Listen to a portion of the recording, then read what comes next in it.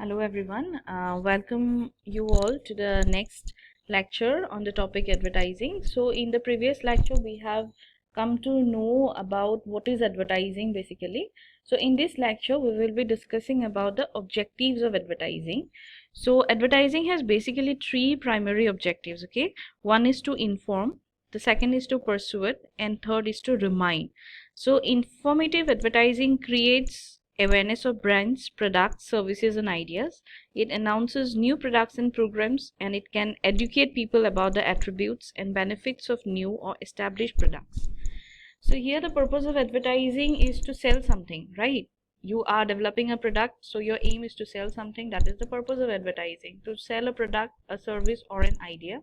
The real objective of advertising is effective communication between goods and clients and increasing awareness. So communication between goods and clients means you are delivering the information of that particular goods to your clients in order to increase the awareness of the product for your clients. Okay, so Matthews, Buzzell, Levitt, and Frank have listed some specific objectives of advertising, like to make an immediate sell. You have produced a good, you need to sell to your customers, so for that you need to do advertisement. To build primary demand, demand will only be created once your customers know about your product, and customers will know about your product only once you advertise your product. Then to introduce a price deal, to build brand recognition or brand insistence, to help the salesman by building an awareness of a product among retailers, to create a reputation for service, reliability, or research strength, and to increase the market share. Next term that we are going to discuss is promotion. Now, what is promotion? Promotion involves ongoing advertising and publicity. The ongoing activities of advertising, sales, and public relations are often considered aspects of promotions. So there are basically four types of promotion. One is personal selling, the second is advertising. So advertising basically is a part of promotion, then public relations and sales promotion. So what is personal selling now? Personal selling is one of the most effective ways of customer relationship. Such selling works best when a good working relationship has been built up over a period of time. So this can also be expensive and time consuming, but is best for high value of premium products.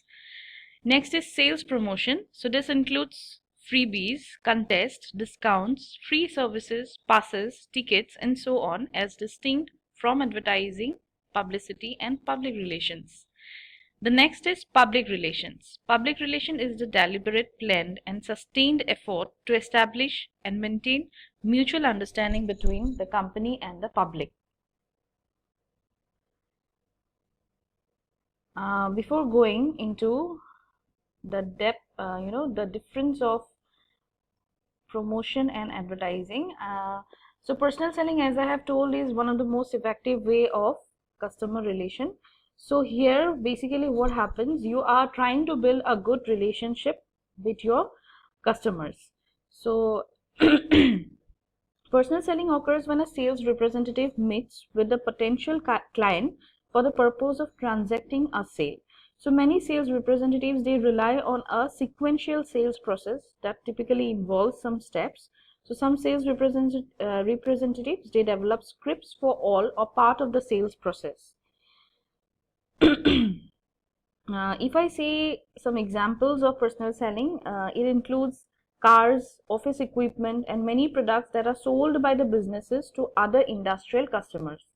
Then sales promotion, it is quite different from publicity and advertising. Here it includes some kind of contest, or you are giving discounts on the products. So there will be, whenever you give discount on a product, the sale automatically increases. Like people are coming to you and they are showing interest in buying your product or using your service.